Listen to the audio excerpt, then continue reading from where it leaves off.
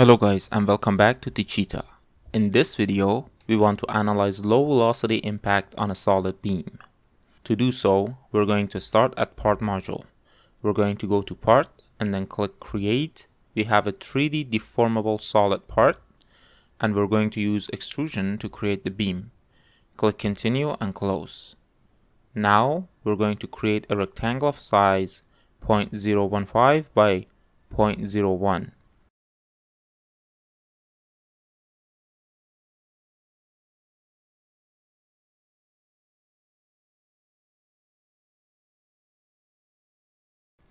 Click X and then click done. Provide a depth of 0.05 to create the model. Now we're going to repeat this process to create the projectile that is going to have an impact with the beam. We're going to click on part and then click create, and on create part menu we're going to select discrete rigid from type and shape is shell. The type is revolution at the bottom. In the sketch environment, we're going to create an arc with a radius of 0.04.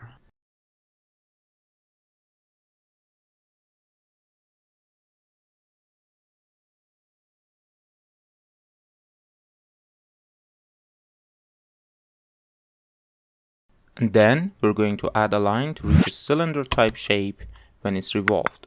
The length of the line is 0.005.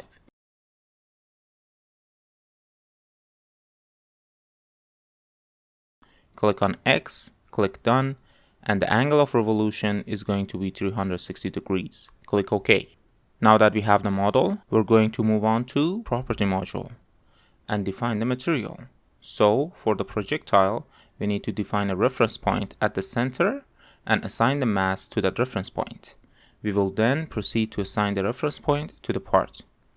We're going to go under tools, click on datum, type is point, and the method is midway between 2 points. Let's select 2 points on the edges at the base.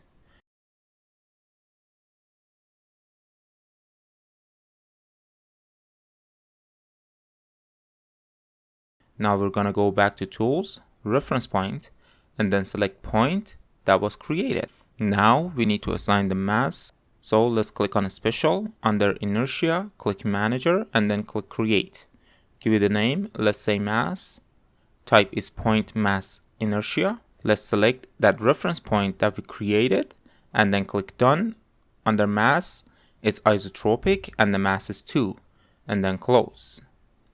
Now we're going to change the part to part 1, which is the beam, and define the material.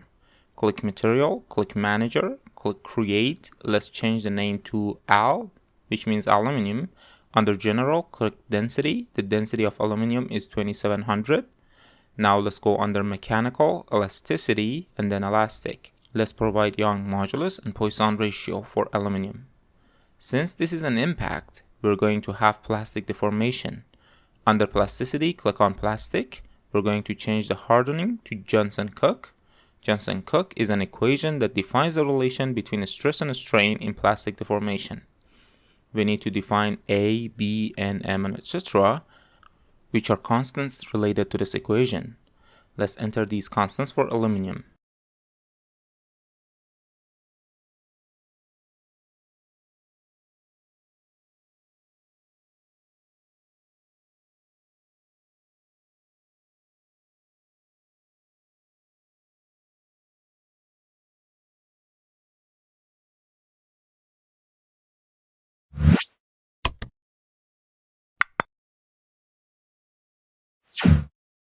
Since this is an impact and we want to analyze the damage for the impact, we're going to click on mechanical.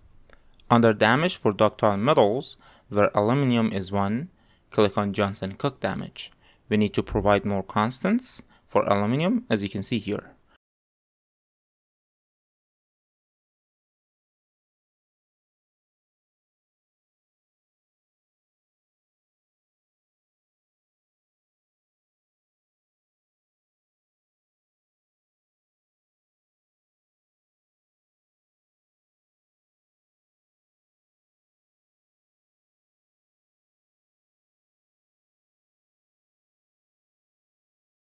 Now for modeling the damage, we have a sub-option which is called damage evolution. What this defines is the elements that are going to be completely destroyed and damaged because of impact. We can move forward with type of energy, and then for aluminum enter the energy of 42,200. And any elements during calculation that receive an energy higher than this number will be considered completely damaged and will be removed from calculations. Click OK and then click OK and then close.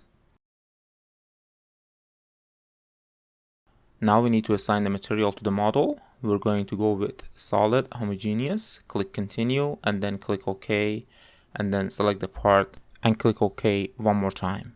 So far the material and impact constants are defined. We're going to move on to assembly module.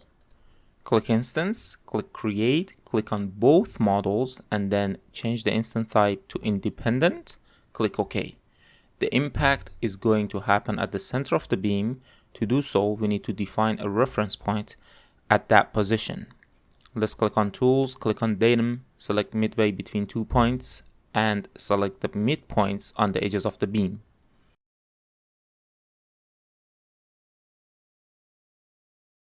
We're going to translate the projectile above the beam at that center point. Let's click on the tip of the projectile for a start point and the midpoint for the end point and then click OK. Now we need to move to a step module. Click on a step, click on manager and then click create. Procedure type is general and it is a dynamic explicit problem. Click continue. The time period is 0.006 seconds. Click OK and then close. Now under output, field output requests. Click on manager, click edit. Now we want to define the outputs of the solution. Let's select the stress. Under a strain, we need total strain and plastic strain.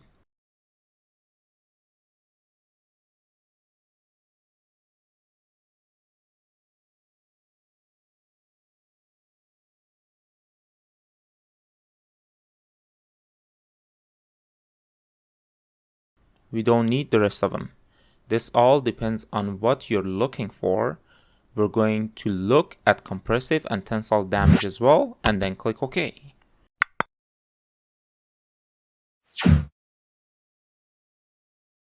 Now let's move on to interaction module. First, we need to define a constraint between the two parts. Click on constraint, click on manager and then click create. Click rigid body, click continue, click body and then we need to select the projectile model. Let's move on to the reference point on this body, click OK and then close. There is an interaction between the projectile and the beam, so click on interaction, click manager, click create. Then you will select surface to surface contact explicit, click continue. Now we need to select the first surface, which is the top of the surface of the beam. Click done and now we need to select the second surface of the impact and repeat. We want the brown surface here. Now in this section we need to define the interaction properties. Type is contact, click continue. Under mechanical, click tangential behavior. We have friction, so we need to define penalty and friction coefficient is 0.3. Let's define a normal behavior as well. It's a hard contact, click OK and then close.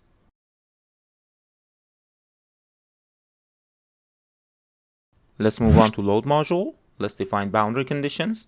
Click BC, click create, change the step to initial.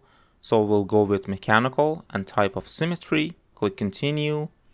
Select the two ends of the beam because they're fixed and then we'll define this constraint.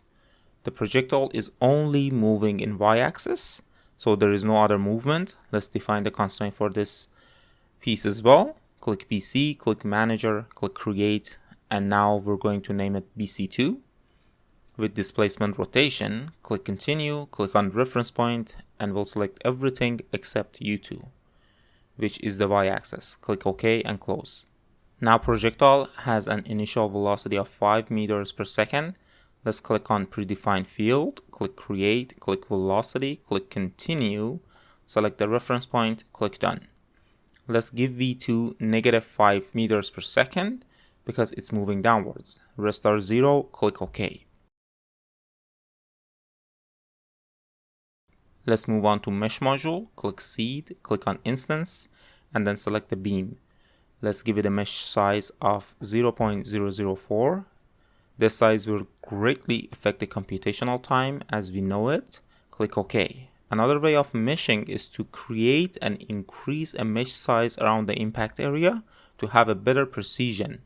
But again, that will increase the computational time. Click Done, click on Mesh, click on Controls. We're going to select the projectile, click Done, and we're going to change the type to Sweep. Click Done again. Now we're going to select Seed, click on Instance, and we'll give it an element size of 0.0008. Click OK and assign it to the projectile, and then click Done. Let's move on to the final part, the job module. Click Manager, click Create. Let's give it a name. Let's say Impact. Click Continue, click OK and Submit, and then click OK. We're going to wait for the software to solve this problem. Click on Results. Let's click on Plot Contours and then click on Animation. You can see the deformations here.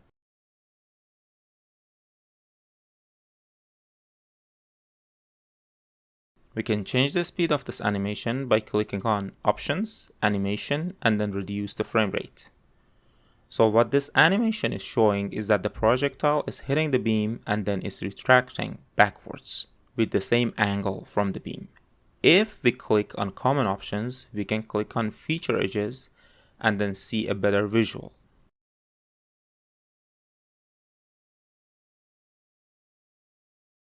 As you can see, there is a wave of impact expanding through the beam. We can also look at different parameters which were selected and are the same parameters that we define in field output section. Thank you so much guys for watching this video. Please subscribe to our channel and hit the like button. If you have any questions regarding this video, please leave a comment down below and we'll get back to you. See you guys next time.